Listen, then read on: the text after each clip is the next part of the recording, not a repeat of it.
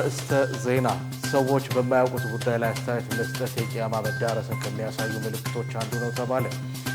ሸሪፍ ሐረር ሲቲ ሙዚየም እስላማዊ እጅ ጽሑፍ ቅጂዎችን አስመረቀ።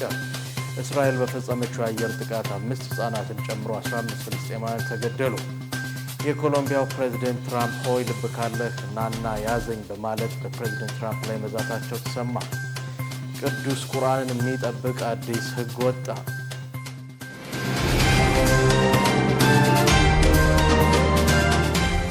አሰላሙ አለይኩም ወራህመቱላሂ ወበረካቱ። ክቡራትና ክቡራን የነጃሺ ቲቪ የምሽት መረጃ ተመልካቾቻችን እንደምን አምሽታችኋል? ከመረጃዎቹ ጋር ሰኢድ መሐመድ ነኝ። አብራችሁን ቆዩ።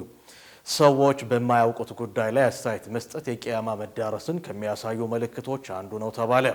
ንግግርን ባለመቆጠብ የሚሰጡ ያላዋቂነት አስተያየቶች የቂያማ መዳረስን ከሚያሳዩ ምልክቶች አንዱ መሆናቸውን ኡስታዝ ባህሩ ዑመር ከነጃሺ ቲቪ ጋር ባደረጉት ቆይታ ተናግረዋል። ዝርዝር መረጃውን ዙበይዳ ሐሰን አዘጋጅተዋለች። የቴክኖሎጂ አቅርቦት እየተስፋፋ ሲመጣ ሰዎች ባላሰቡት መልኩ ታዋቂነትን እያተረፉ ሲመጡ ተስተውሏል። ይህንንም ታዋቂነታቸውን በመጠቀም ምንም እውቀት በሌላቸው እንዲሁም በማይመለከታቸው ጉዳይ ላይ አስተያየት ሲሰጡና ሲመክሩም እናያለን። በእነሱ ምክርና አስተያየትም በርካቶች ችግር ሲገጥማቸውም ይስተዋላል። ለመሆኑ ሰዎች እውቀት በሌላቸው ጉዳይ ላይ አስተያየት መስጠት በእስልምና እንዴት ይታያል? يا الله القرآن لا يسكمت له ولا تكفو ما ليس لك به علم إن السمع والبصر والفؤاد كل أولئك كان عنه مسؤولا إلى ولا تكفو ما ليس لك به علم مالت لا أنت أوقات لله النجر أتكتل مثل ما توقعوا النجر أتكتل بما توقعوا النجر أتقبانه ملهم لذا قداي الله فيت نجر تتأيك بتاله النبلو بقلت يسكمتو ሰዎች በማይመለከታቸው ጉዳይ ከመናገር መቆጠባቸው የዲናቸው ጥንካሬን ያሳያል ሲሉ ኡስታዝ ባህሩ ዑመር ከነጃሺ ቲቪ ጋር ባደረጉት ቆይታ ተናግረዋል።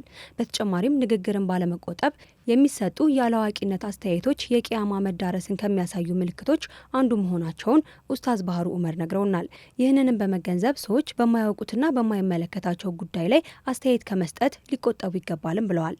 አንድ ሰው በማያውቀው ጉዳይ ገብቶ አስተያየት እንዲሰጥም የማያውቀውን ነገር እንዲናገር ሸሪዓው አይፈቅድም። ይሄ ሶሻል ሚዲያ ላይ ብቻ ሳይሆን በአጠቃላይ በማንኛውም ጉዳይ ላይ ኢን ሁስኒ ኢስላሚል መርኢ ተርኩሁ ማ ላ ያዕኒሂ ነው ያሉት ነብያችን ሰለላሁ ዐለይሂ ወሰለም። አንድ ሰው እስልምናው ማማሩ መግለጫው አንዱ ምንድነው? የማይመለከተው ነገር ውስጥ አለመግባት ነው ተብሏል። ሁሉም ነገር ባለቤት አለው።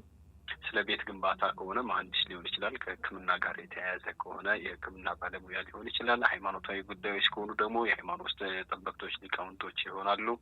በአጠቃላይ ስለ ፖለቲካም ፖለቲከኞች ሊሆኑ ይችላሉ በዛ ጉዳይ ላይ እና አንድ ሰው እኔ የቱ ጋር ነው ያለሁትና ምንድን ነው የሚመለከተኝ የሚለውን ነገር በአግባቡ ራሱ ቆም ብሎ አስቦ ነው። ልክ ዑመር አብዱልአዚዝ እንዳሉት አንድ ሰው ማንነቱን በትክክል አውቆ የኔ ቦታ የቱ ጋር ነው፣ እኔ እስከምን ድረስ ነው በዚህ ጉዳይ ላይ መግባት የሚችለው ብሎ በማንኛውም ጉዳይ ነው። ይሄ አሁን እንደ ሶሻል ሚዲያም ብቻ አይደለም፣ በአጠቃላይ ለሁሉ ነገር ባለቤት እንዳለው ኢስላም ያስተምራል። ለምሳሌ አንደኛው ሱሐባ ነብዩ ሰለላሁ ዐለይሂ ወሰለም ጋር መጥቶ ቂያማ መቼ ነው የሚቆመው አላቸው። አማና ሲጠፋ ቂያማን ጠብቅ፣ ትንሳኤን ጠብቅ አሉት። ምንድነው ምልክቷ የአማና መጥፊያ ብሎ ሲጠይቃቸው ነገሮች ከባለቤታቸው ውጪ ላሉ አካሎች ተላልፈው ሲሰጡ ነው።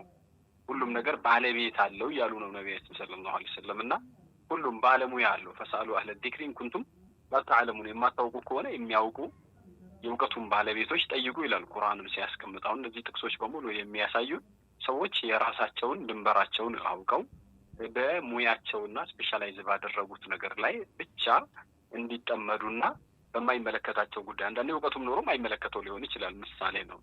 በአጠቃላይ ይመለከተኛል ወይስ አይመለከተኝም የሚለውን ቆም ብሎ ማስተዋል ይገባል። ቴክኖሎጂ ያመጣውን ታዋቂነት በመጠቀምም ሆነ አጋጣሚውን በማግኘት ብቻ የሚሰጡ አስተያየቶች በርካታ ጥሩ ያልሆኑ ውጤቶችን እንደሚያመጡ በማሰብ ኃላፊነት ሊወሰድ እንደሚገባ ኡስማን ባህሩ ዑመር ተናግረዋል። ተከታዮቻቸውም የሰሙትን አስተያየትና ምክር በመተግበር ላልተገባ ነገር እንዳይዳረጉ ጥንቃቄ ያስፈልጋልም ተብሏል። እንዲሁም ጉዳዩን ከባለቤቱ መጠየቅ ተገቢ መሆኑም ነው የተነገረው። ይህ ጉዳይ የውመል ቂያማ ምልክት እንደመሆኑም የሙስሊሙ ኡማ ትኩረት ሊሰጠው እንደሚገባም ተነግሯል። ቂያማ መዳረሻ ላይ ነብያችን ሰለላሁ ዐለይሂ ወሰለም እንዳሉት አንድ ሮይ ቢዳዎች ይመጣሉ። ሮይ ቢዳ ማለት ብሎ የሚዘላብዱ ሰዎችና በአጠቃላይ ሰፊውን ማህበረሰብ በሚመለከት ጉዳይ ላይ ኮሜንት የሚሰጡ ፈትዋ የሚሰጡ እንዲህ አይነት ሰዎች ይመጣሉ። እና አማመ ደጃል ሲኒን ኸዳዕቱን ከደጃል መምጣት በፊት በጣም ግራ የሚያጋቡ ዘመኖች አሉ።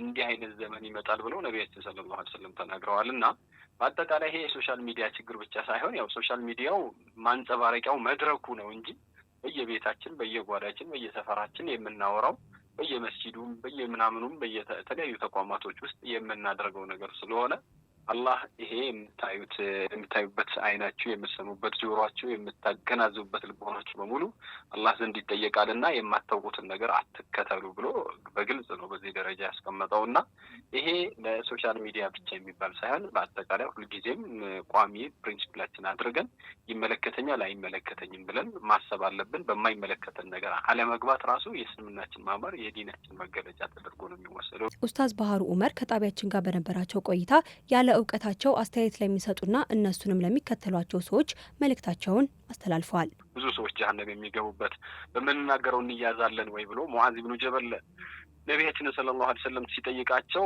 ሰዎች በአፍጢማቸው ጀሀነም ላይ የሚደፉት በምላሳቸው እንጂ በሌላ መሰለህን ብለዋልና አንደበታችንን መሰብሰብ በተለይም በማናውቀው በፈትዋ ጉዳይም ይሁን በተለያዩ ሃይማኖታዊ ጉዳዮችም ይሁኑ ማህበራዊ ጉዳዮችም ይሁኑ በማንኛውም ነገር ላይ አንዳንድ ጊዜ ይሄ የምንናገረው ነገር ለዱንያችንም ለአኺራችንም ይበጃል ወይስ አይበጅም ብለን ቆም ብለን ማሰብ አለብን። ምክንያቱም ነቢያችን ሰለላሁ ዐለይሂ ወሰለም አንድ ሰው አንድ ንግግር ይናገራል። ያን ንግግር የሚያመጣውን ነገር የሚያስከትለው መዘዝ ሳያስብ ይናገርና ከፀሐይ መግቢያ እስከ ፀሐይ መውጫ ድረስ ጥልቀት ያለው የጀሀነም ጉድጓድ ላይ ይወረወራል ብለው እስከዚህ ድረስ ነው ነቢያችን ሰለላሁ ዐለይሂ ወሰለም ያስጠነቀቁን።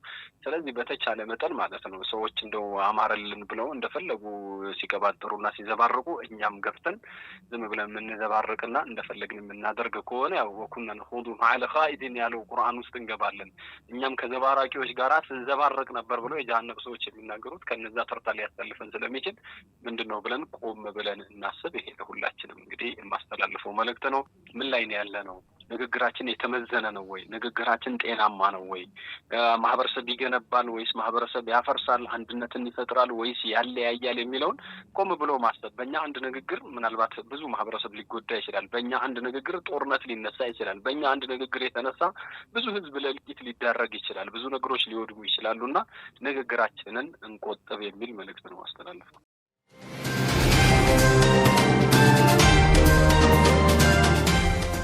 ሸሪፍ ሀረር ሲቲ ሙዚየም የእስላማዊ የእጅ ጽሑፍ ቅጂዎችን አስመረቀ። በሀረር የሚገኙ ጥንታዊ የእጅ ጽሑፍ ቅጂዎች ካታሎግ መጽሐፍ ተመርቋል። በሸሪፍ ሀረር ሲቲ ሙዚየም የሚገኙ ጥንታዊና ታሪካዊ የሀረሪ የእጅ ጽሑፍ ማኑስክሪፕት ስምና መረጃ ያዘው አዲስ ካታሎግ መጽሐፍ በአርት ሬምቦ የባህል ማዕከል በተከናወነ ዝግጅት ተመርቋል። ይህ ካታሎግ በሙዚየሙ የሚገኙትን የሀረር ጥንታዊ የስልጣኔ አሻራ የሚያሳዩ የእጅ ጽሑፍ ቅጂዎችን ለተመራማሪዎችና ለጎብኚዎች ይበልጥ ተደራሽ ለማድረግ ያለመ መሆኑ ተመልክቷል። ካታሎጉ የሀረርን ኢስላማዊ የስነ ጽሑፍና የመጽሐፍ ዝግጅት ጥበብ ለዓለም ያስተዋወቀ ሲሆን ለቀጣይ የታሪክና የሃይማኖት ጥናቶች እንደ ዋቢ መረጃ የሚያገለግል መሆኑ ተገልጿል። ለዚህ መጽሐፍ ምረቃ ጋር ተያይዞ በኢትዮጵያ ታሪክ ውስጥ የሚገኙ ታላላቅ የእስልምና ዑለማዎች ዳታ የሚይዝ ሶፍትዌር እየተሰራ መሆኑ ተገልጾ ማብራሪያ ተሰጥቶበታል። ለዚህ ታሪካዊ ቅርስ ሰነድ ዝግጅት በመድረጉ ከፍተኛ ምስጋና የተቸራቸው ዶክተር አን ሪጎርድ ሲሆኑ እሳቸው በፈረንሳይ ብሔራዊ የሳይንስ ምርምር ማዕከል ዳይሬክተር ናቸው። ዶክተር አን እነዚህን በዋጋ የማይተመኑ ቅርሶች በዝርዝር በመመዝገብ ጥናታዊ ጽሑፎችን በማዘጋጀት ረገድ ቁልፍ ሚና ተጫውተዋል። እስራኤል በፈጸመችው የአየር ጥቃት 5 ህጻናትን ጨምሮ 15 ፍልስጤማውያን ተገደሉ። የእስራኤል ወታደሮች በዛሬው ዕለት በጃባሊያ አንዲት ህጻን ልጅ በጥይት ደብድበው ገድለዋል። ከጥቅምት 2023 ጀምሮ ቢያንስ 19424 ፍልስጤማውያን ህጻናት በእስራኤል ጥቃት ተገድለዋል። ይህ አሃዝ የእስራኤል ወታደሮች በየ52 ደቂቃው አንድ ህጻን ልጅ እንደሚገድሉ የሚያሳይ ነው። በእስራኤል ጥቃት ከተገደሉ ህጻናት መካከል 1000 የሚሆኑት እድሜያቸው ከ1 ዓመት በታች ነው። የፍልስጤም የጤና ተቋማት እስራኤል መጠለያ ጣቢያዎችን፣ ተፈናቃዮች የተሰባሰቡባቸውን ቦታዎችና ትምህርት ቤቶችን ኢላማ ያደረገ ጥቃት እየፈጸመች ነው ብለዋል። ዋፋ የዜና ወኪል እስራኤል ከተኩስ አቁም ስምምነቱ በኋላ በዘይቱን፣ በካን ዩኒስ፣ በጃባሊያ፣ በቤት አልሃያ፣ በደር አልባላህ፣ በቦሮጅና በአብዛኛው የጋዛ ሰርጥ አካባቢዎች በሚገኙ ስደተኞች መጠለያ ጣቢያዎች፣ ትምህርት ቤቶችና መኖሪያ ቤቶች ላይ ተከታታይ ጥቃቶች እየፈጸመች ነው ብሏል። ረቡዕ በጀመረው የአየር ጥቃት ሴቶችና ህጻናትን ጨምሮ ቢያንስ 15 ሰዎች መገደላቸውን አናዶሉ ዘግቧል። የጋዛ የጤና ሚኒስቴር ጥቅምት 10 ከተደረገው የተኩስ አቁም ስምምነት በኋላ እስራኤል 1206 የተኩስ አቁም ጥሰቶችን መፈጸሟንና በጥቃቱ 425 ፍልስጤማውያን መገደላቸውን ይፋ አድርጓል። የጋዛ ሲቪሎች ደህንነት ድርጅት ቃል አቀባይ መሐመድ ባዛል የመኖሪያ አካባቢዎችን፣ የስደተኞች መጠለያ ጣቢያና ትምህርት ቤቶችን ኢላማ ያደረጉ ጥቃቶች ዓለም አቀፍ ሕጎችንና የጦርነት መርሆችን በግልጽ የሚጥሱ በመሆናቸው ዓለም አቀፉ ማህበረሰብ የእስራኤልን ጥቃት እንዲያወግዝ ጠይቀዋል።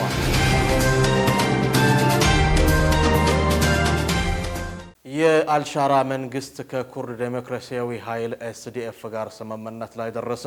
የአልሻራ መንግስት ከኩርድ ዴሞክራሲያዊ ኃይል ጋር ስምምነት ላይ መድረሱን አስታውቋል።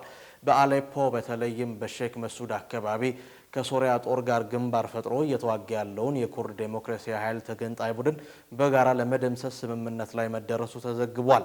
በስምምነቱ ላይ ሀገረ ሶሪያን ለመገንባት ሰላም እንደሚያስፈልግና የሶሪያ ጦርና የኩርድ ዴሞክራሲያዊ ኃይል ጠላቶችን በጋራ ለመዋጋት ቃል መግባታቸው ተገልጿል። የሶሪያ ጦር የኩርድ ታጣቂዎች ያሉበትን የአሌፖ አካባቢን ወታደራዊ ቀጠና መሆኑን ማወጁ ይታወሳል። ኤምሬትስ የሚፈለገውን የየመን ተገንጣይ መሪ በምስጢር አስወጥታለች ስትል ሳውዲ ወነጀለች። የሳውዲ ጦር የየመን ተገንጣይ ቡድን ኤስቲኤስ መሪ ከየመን የወጡበት መንገድ እጅግ ውስብስብና ምስጢር የተሞላበት መሆኑን ገልጿል። ዝርዝሩን ሙስጠፋ መሐመድ ያቀርበዋል። በመካከለኛው ምስራቅ ቀጠና ከፍተኛ ተጽዕኖ ያላቸው የባህረ ሰላጤው ግዙፍ ሀገራት ሳውዲ አረቢያና የተባበሩት አረብ ኤምሬትስ ለዓመታት ከጦርነቱ በስተጀርባ ሲያደርጉት የቆዩት ፍክክር አሁን በይፋ ወደ ወታደራዊ ግጭት መሸጋገሩ ስጋት ፈጥሯል። የሙካላው የአየር ጥቃት የፍጥጫው መጀመሪያ ነበር። ሳውዲ አረቢያ በየመን የወደብ ከተማ በሆነችው ሙካላ ላይ በፈጸመችው የአየር ጥቃት ለደቡብ ተገንጣይ ኃይሎች ሲጓጓዝ የነበረ የጦር መሳሪያ ጭነትን ኢላማ ማድረጓን ገልጻለች። መሳሪያውን ደግሞ በኤምሬትስ የተላከና በደቡብ የመን ራሱን የቻለ መንግስት ለመመስረት የሚጥሩት ተገንጣዮች እየታሰበ ነው ብላለች። በአንጻሩ ኤምሬትስ መሳሪያውን በአካባቢው ለሚገኙ የራሷ የጸጥታ ኃይሎች እንጂ ለተገንጣዮች አልነበረም በማለት አስተባብላለች። ሳውዲ ግን ይህንን ማስተባበያ ውድቅ በማድረግ የኤምሬትስ ድርጊት እጅግ አደገኛ ነው ስትል ነው ያስጠነቀቀችው። አሁን ደግሞ ኤምሬትስ የሚፈለገውን የየመን ተገንጣይ መሪ በሚስጥር አስወጥታለች ስትል ሳውዲ ውንጀላውን ቀጥላለች። ሳውዲ አረቢያ የየመን ተገንጣይ ቡድን ኤስቲሲ መሪ የሆኑትንና በሀገር ክህደት ወንጀል የሚፈለጉትን አይዳሩስ አልዙበይድን የተባበሩት አረብ ኤምሬትስ በሚስጥር ከየመን አስወጥታ ወደ አቡዳቢ ወስዳቸዋለች ስትል ሐሙስ ዕለት አስታውቃለች። የሳውዲ ወታደራዊ መግለጫ እንደሚያመላክተው ከሆነ ደግሞ አልዙበይዲ ከየመን የወጡበት መንገድ እጅግ ውስብስብና ሚስጥር የተሞላበት መሆኑን ገልጿል። የሳውዲ ውንጀላ ለዓመታት በየመን ጦርነት ውስጥ እንደ አጋር ሲሰሩ የነበሩት የሁለቱ ጎረቤት ሀገራት ግንኙነት ሙሉ በሙሉ መፈራረሱን የሚያሳይ ነው ሲሉ የፖለቲካ ተንታኞች ይናገራሉ። ኤምሬትስ የደቡብ ሽግግር ምክር ቤት ዋነኛ ደጋፊ ብትሆንም በሳውዲ ለቀረበባት የሆኑ ውንጀላ ግን የሰጠችው ይፋዊ ምላሽ የለም። በየመን በሳውዲ አረቢያ የሚደገፈው የፕሬዝዳንታዊ ምክር ቤት የደቡብ ሽግግር ምክር ቤት ኤስቲሲ መሪ የሆኑትን አይዳሩስ አልዙበይድን ከምክር ቤት አባልነታቸው ማሰናበቱንና በከፍተኛ የሀገር ክህደት ወንጀል መከሰሳቸውን አስታውቋል። ለዚህ ውሳኔ መነሻ የሆነው ደግሞ መሪው ለውይይት ወደ ሪያድ ለመጓዝ ፈቃደኛ ለመሆናቸውን ተከትሎ እየተከሰተ ነው። አልዙበይዲ ከሌሎች የድርጅታቸው አባላት ጋር ወደ ሳውዲ አረቢያ እንዲያመሩ ቢፈለግም መሪው አሻፈረኝ ብሎ መቅረታቸው ለሳውዲ ሰላም የሚሰጥ አልነበረም።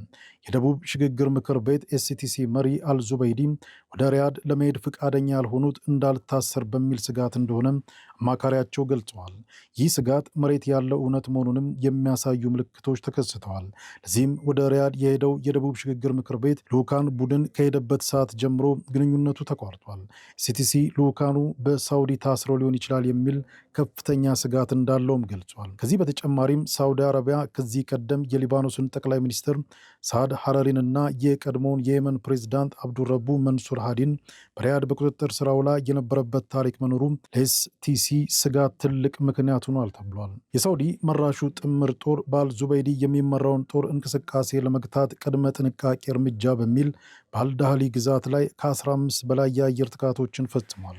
በጥቃቱም ቢያንስ 4 ሰዎች መገደላቸውን የተነገረው የሳውዲ ጥምር ጦሩ እርምጃው የሚወሰደው አልዙበይዲም ከባድ መሳሪያዎችን ወደ አልዳህሊ በማንቀሳቀስ ግጭቱን ለማባባስ ይሞክራሉ በሚል ስጋት ነው ተብሏል።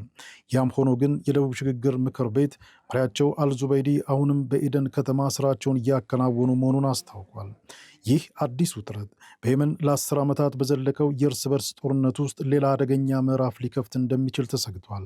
በሀገሪቱ ሰሜናዊ ክፍል የሚንቀሳቀሰውን የሁቲ ቡድንን በጋራ ሲዋጉ የነበሩት ወገኖች አሁን እርስ በርሳቸው መጋጨታቸው ሳውዲ አረቢያና የተባበሩት አረብ ኤሚሬትስን ልዩነት መስፋቱን ያሳያል ተብሏል። የሁቲ ቡድን ከሁኔታው ተጠቃሚ እንዲሆኑ እድል ሲሰጥ፣ በደቡባዊ የየመን ግዛቶች የነበረውን አንጻራዊ መረጋጋት ግን የሚያናጋ ነው የሚሆነው። የአሁኑ ግጭት የቀድሞዎቹ ወዳጆች ሳውዲ አረቢያና የተባበሩት አረብ ኤሚሬትስን በየመን ወደፊት በሚኖራቸው ስልታዊ ጥቅም ላይ ያላቸው ልዩነት የፈጠረው ቀውስ መሆኑ እየተነገረ ነው። መረጃውን ስናጠናከር ሲኤንኤን፣ አልጀዚራ፣ ኤንቢሲ፣ ሮይተርስንና ዲደብሊውን ዋቢ አድርገናል።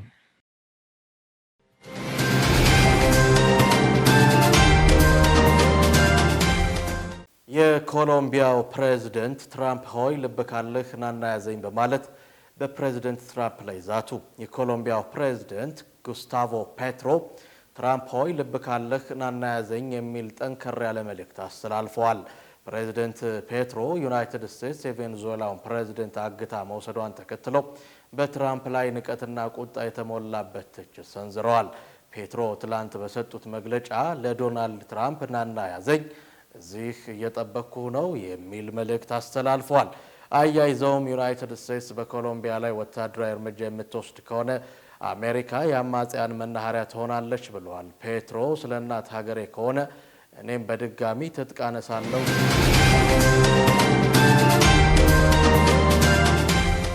በዩናይትድ ስቴትስ ኤጀንት የፈጸመውን ግድያ ተከትሎ ሰፊ ተቃውሞ ተቀስቅሷል። በዩናይትድ ስቴትስ የኢሚግሬሽንና የጉምሩክ መኮንን አይስ ኤጀንት ትላንት በሚኒያፖሊስ አንድ የ37 ዓመት ሴት መግደሉን ተከትሎ ተቃዋሚዎች በዋሽንግተን ዲሲ ተሰባስበው ወደ ዋይት ሀውስ በማምራት ተቃውሟቸውን ገልጿል። በርካታ ስደተኞች በተለይም ሙስሊሞች በሚበዙበት ሚኒያፖሊስ ፕሬዚደንት ትራምፕ ያሰማሯቸው የኢሚግሬሽንና የጉምሩክ መኮንኖች አንዲትን ሴት በጥይት ተኩሰው መግደላቸውን ተከትሎ የሚኒያፖሊስ ከንቲባ ጃኮብ ፍሬ ኤጀንቶቹ በአስቸኳይ ከተማዋን ለቀው እንዲወጡ ጠይቀዋል። በሚኒያፖሊስ የተጀመረው ተቃውሞ ወደ መላው አሜሪካ ግዛቶች እየተዛመተ ነው። ትራምፕ ኤጀንቶቹ የፈጸሙትን ግድያ የሚያበረታታ ነገር በመናገራቸው ሰፊ ተቃውሞ ገጥሟቸዋል።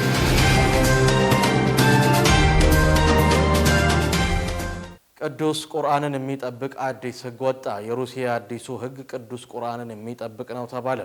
ቅዱስ ቁርአንና የሌላ እምነት መጽሐፍን ማንቋሸሽና መስደብ እንደሚያስቀጣ ተገልጿል።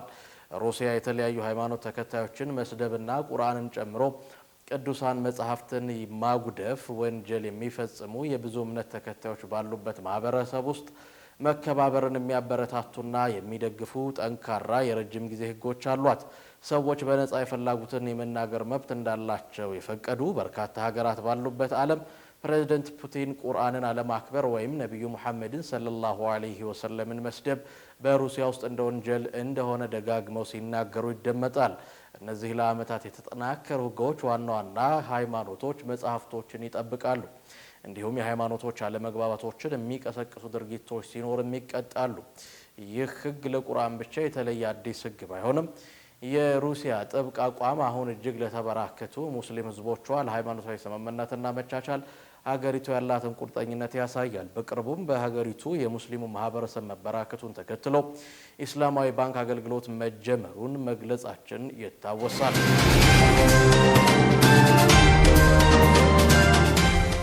ጠዋፍ በማድረግ ላይ ያለ ህይወቱ ያለፈው ግለሰብ አነጋጋሪ ሆነ። በርካቶች ያማረ የህይወት ፍጻሜ ነው ሲሉ የገለጹት ይህ ክስተት በመስጂድ አልሐረም ተከስቷል። በርካቶች ጠዋፍ ላይ ያሉ በተለያዩ ጊዜያት ህይወታቸው ሲያልፍ ይስተዋላል።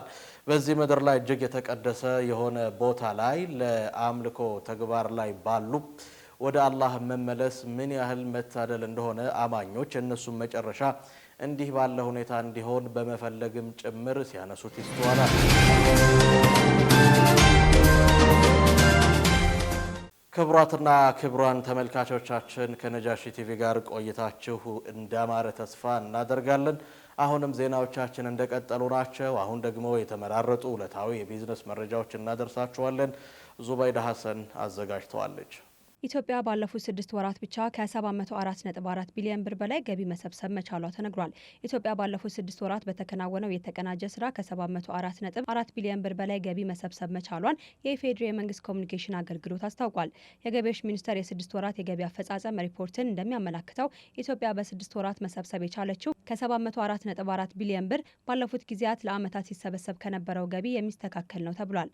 የገቢዎች ሚኒስቴር በግማሽ ዓመቱ ለመሰብሰብ ከታቀደው 640.4 ቢሊዮን ብር ውስጥ 704.4 ቢሊዮን ብር በመሰብሰብ ከእቅዱ በላይ ማሳካት ችሏል ተብሏል። ከአገልግሎቱ የተገኘው መረጃ እንደሚያመለክተው የተሰበሰበው ገቢ ካለፉት ዓመታት 6 ወራት አፈጻጸም ጋር ሲነጻጸር የ67.7 ቢሊዮን ብር ብልጫ ያለው ሲሆን ስኬቱ ኢትዮጵያ የውስጥ አቅሟን በማጎልበት ላይ መሆኗን የሚያሳይ ነውም ተብሏል። በግማሽ ዓመቱ ከሀገር ውስጥ ታክስ 362.4 ቢሊዮን ብር የተሰበሰበ ሲሆን ከውጭ ንግድ ቀረጥና ታክስ ከ341.9 ቢሊዮን ብር በላይ ተሰብስበዋልም ተብሏል። ይህም ኢትዮጵያ በታሪኳ ከፍተኛ የሆነውን የገቢ አፈጻጸም ያሳየችበት ዓመት መሆኑን የሚያሳይ እንደሆነም ተዘግቧል። ቅርንጫፍ ለመክፈትና በልዩ ኢኮኖሚ ዞን ውስጥ ለመስራት ባንኮችን ፈቃድ የሚጠይቅ መመሪያ መውጣቱ ተሰምቷል። የኢትዮጵያ ብሔራዊ ባንክ አንድ ባንክ ቅርንጫፍ በብሔራዊ ባንክ ፈቃድ ሳይሰጠው በልዩ ኢኮኖሚ ዞን ውስጥ መስራትን የሚከለክል መመሪያ ይፋ አድርጓል። በመመሪያውም በልዩ ኢኮኖሚ ዞን ውስጥ ለመስራት የሚፈልጉ ባንኮች በዞኑ ውስጥ በተከፈተው ቅርንጫፍ የውጭ ምንዛሬ አገልግሎቶችን የግድ መስጠት ይኖርባቸዋልም ነው የተባለው። በልዩ ኢኮኖሚ ዞን ውስጥ ለመስራት የሚያመለክቱ ባንኮች በሁሉም የባንክ አገልግሎት በዞኑ ውስጥ ላሉ ግለሰቦችና የንግድ አካላት ተደራሽ እንደሚሆኑ ለብሔራዊ ባንክ ማረጋገጫ መሰጠት አለበትም ተብሏል። በልዩ ኢኮኖሚ ዞን ውስጥ ቅርንጫፍ ለመክፈት የሚፈልጉ ባንኮች በማመልከቻ ወቅት ከሚመለከተው አካል የተፈረመ ጊዜያዊ የኪራይ ወይም የሊዝ ስምምነት ማቅረብና በልዩ ኢኮኖሚ ዞን ውስጥ የባንክ ንግድ ለማካሄድ የተቀመጡ ዝቅተኛ መስፈርቶችን ማሟላት እንደሚጠበቅባቸውም ተገልጿል። በተጨማሪም የባንኮች አጠቃላይ ሀብትን በተመለከተ ያለው የገበያ ድርሻ ለቅርብ ጊዜያት የበጀት ዓመት መጨረሻ እንደተሰላው የባንኩ ዘርፍ አጠቃላይ ሀብት ቢያንስ 1 በመቶ መሸፈን እንደሚገባውም አንስቷል። በዚህም ብሔራዊ ባንክ ያስቀመጣቸው መስፈርቶችን በማያሟሉ ላይ እርምጃዎችን ሊወሰድ ወይም ደግሞ በሌሎች አስፈጻሚ አካላት እንዲወሰድ መጠየቅ እንደሚችል መመሪያው ደንግጓል። ከዚህ በተጨማሪም አስፈላጊ ሆኖ ሲገኝ በተወሰኑ ልዩ ኢኮኖሚ ዞኖች ውስጥ የሚሰሩ የባንክ ቅርንጫፎችን ቁጥር ብሔራዊ ባንክ ሊገድበው እንደሚችልም ተገልጿል። ኢትዮጵያ ከቻይና የምታስገባው የምርት መጠን በ22 በመቶ ጭማሪ ማሳየቱ ተሰምቷል። በሀገራቱ መካከል ያለው የሁለትዮሽ የንግድ ልውውጥም ከ13 ቢሊዮን ዶላር በላይ መድረሱን የመንግስት ኮሚኒኬሽን አገልግሎት አስታውቋል።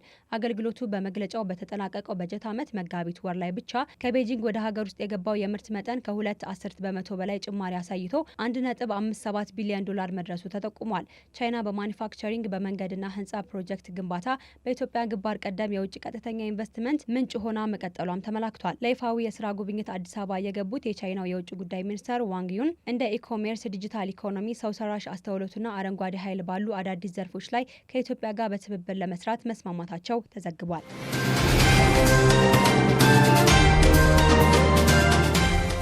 በመጨረሻም የቴክኖሎጂ መሰናዷችንን እናደርሳችኋለን። ሀያት ከማል ታቀርበዋለች። በዛሬው የቴክኖሎጂ መሰናዷችን ስለ ስታርሊንክ እናነሳለን። በቢሊዮነሩ ኤለን መስክ ኩባንያ በሆነው ስፔስ ኤክስ የሚመራው የሳተላይት ኢንተርኔት አገልግሎት ነው። ስታርሊንክ ዋና ዓላማውም በየትኛውም የዓለም ክፍል በተለይ መደበኛ ኢንተርኔት አገልግሎት በማይደርስባቸው ገጠራማ አካባቢዎች ከፍተኛ ፍጥነት ያለው ኢንተርኔት ማቅረብ ነው። ስታርሊንክ አሰራሩም ከመደበኛ የሳተላይት ኢንተርኔት የሚለየው ሳተላይቶቹ ወደ መሬት በጣም ቀርበው ወይም ሎው ኤርዝ ኦርቢት ስለሚበሩ ነው። ይህም መረጃ በፍጥነት እንዲመላለስ ያደርገዋል። በዚህ ምክንያት እንደ ቪዲዮ ኮንፈረንስና የመስመር ላይ ጌሞች ወይም ጌሚንግ ያለምንም መቆራረጥ ለመጠቀም ያስችላል። ስታርሊንክ ከመደበኛ የሳተላይት ኢንተርኔት በምን እንደሚለይ በዝርዝር እንይ። ልዩነቱ በዋናነት ከመሬት ባላቸው ርቀትና በመረጃ ዝውውር ፍጥነት ወይም ሌተንሲ ላይ የተመሰረተ ነው።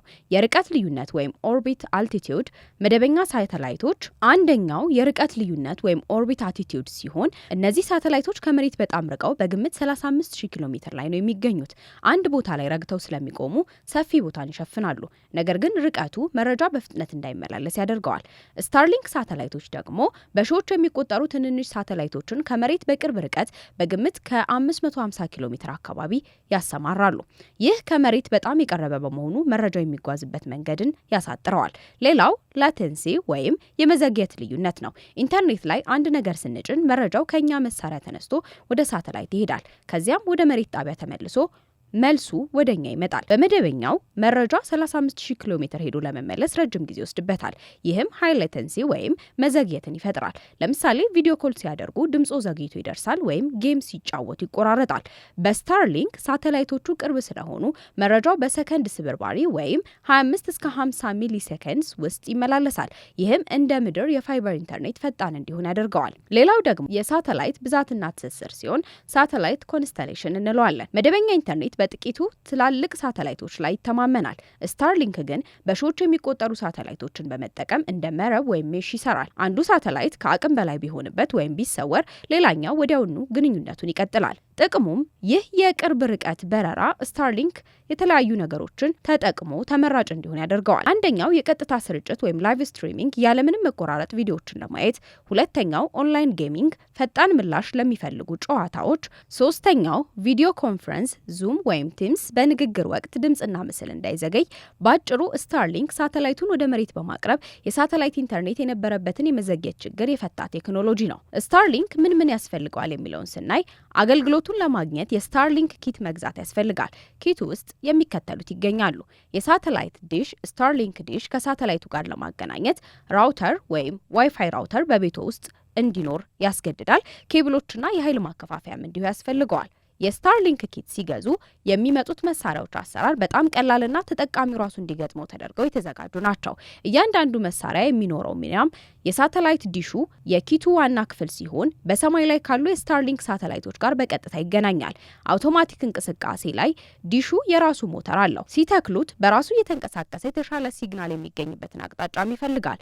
የአየር ሁኔታንም መቋቋም ይችላል። በረዶ፣ ዝናብና ከፍተኛ ሙቀትን እንዲቋቋም ተደርጎ የተሰራ ነው። እንዲያውም በላዩ ላይ በረዶ ካረፈ በራሱ የማቅለጥ ወይም ስኖው ሜልት የማድረግ ተግባር አለው። ሌላው የዋይፋይ ራውተሩ ዲሹ ከሳተላይት የተቀበለውን ኢንተርኔት ወደ ቤት ውስጥ ወደሚገኙ መሳሪያዎች፣ ስልክ፣ ላፕቶፕ፣ ቲቪ የሚያከፋፍለው በዚህ ራውተር አማካኝነት ነው። ሽፋኑ ደግሞ በአንድ መካከለኛ ቤት ውስጥ በቂ የዋይፋይ ሽፋንን ይሰጣል። ቁጥጥር ላይ ስናይ ደግሞ በስታርሊንክ ሞባይል መተግበሪያ ወይም አፕ አማካኝነት ማን ኢንተርኔቱን እየተጠቀመ እንደሆነ ማየትና ፍጥነቱን መለካት ይችላሉ። ሌላው ኬብሎቹና ኃይል ማከፋፈያዎቹ ግንኙነቱን ያጠናክራሉ። ዲሹን ከራውተሩ ጋር የሚያገናኝ ረጅም ኬብል በግምት ከ15 እስከ 23 ሜትር አብሮ ይገኛል። ይህ ኬብል መረጃን ብቻ ሳይሆን ለዲሹ የሚያስፈልገውን ኤሌክትሪክ ኃይል ጭምርም ያደርሳል። መሳሪያዎቹን እርስ በርስ አገናኝቶ የኤሌክትሪክ ሶኬት ውስጥ መሰካት ብቻ ነው የሚጠበቅበት። መሳሪያውን ለመግጠም የሚያስፈልጉ ቅድመ ሁኔታዎችም ዲሹ በሳተላይቶችና በሱ መካከል ምንም አይነት ዛፍ ወይም ህንጻ ሊኖር አይገባም። የስታርሊንክ መተግበሪያ አፕ ስልኮ ላይ አፑን በመጫን ዲሹን የት ቤት ቢተክሉት የተሻለ ሲግናልን እንደሚገኝ በስልኮ ካሜራ አማካኝነት ማረጋገጥ ይችላሉ። በኢትዮጵያ ያለው ሁኔታ በቅርብ ጊዜ በወጡ መረጃዎች መሰረት ስታርሊንክ በኢትዮጵያ አገልግሎት እንዲሰጥ ፍቃድ የማግኘት ሂደት ላይ መሆኑ ይነገራል። ይሁን እንጂ እስካሁን እንደ አውሮፓውያን አቆጣጠር 2026 መጀመሪያ ድረስ አገልግሎቱ በይፋ ተጀምሮ ለተጠቃሚዎች መሰራጨት ስለመጀመሩ ከኢትዮጵያ ኮሚኒኬሽን ባለስልጣን የሚወጡ መግለጫዎችን መከታተል ያስፈልጋል። ስታርሊንክ ወደ ኢትዮጵያ ገበያ ለመግባት ረጅም የዝግጅትና የድርድር ጊዜያት ሲያሳልፍም ቆይቷል። አሁን ባለው ተጨባጭ ሁኔታ እንደ አውሮፓውያን አቆጣጠር 2026 መጀመሪያ ጉዳዩን በተመለከተ የተለያዩ መረጃዎችም ተጋርተው ነበር። የህግና የፍቃድ ሂደቱ፣ የመሰረተ ልማት ዝግጅት፣ ተጠቃሚዎች ምን ይጠብቃሉ የሚለውን እንዲሁም ሌሎችንም በማሟላት ላይ እንደሚገኝም መረጃዎች ያሳያሉ።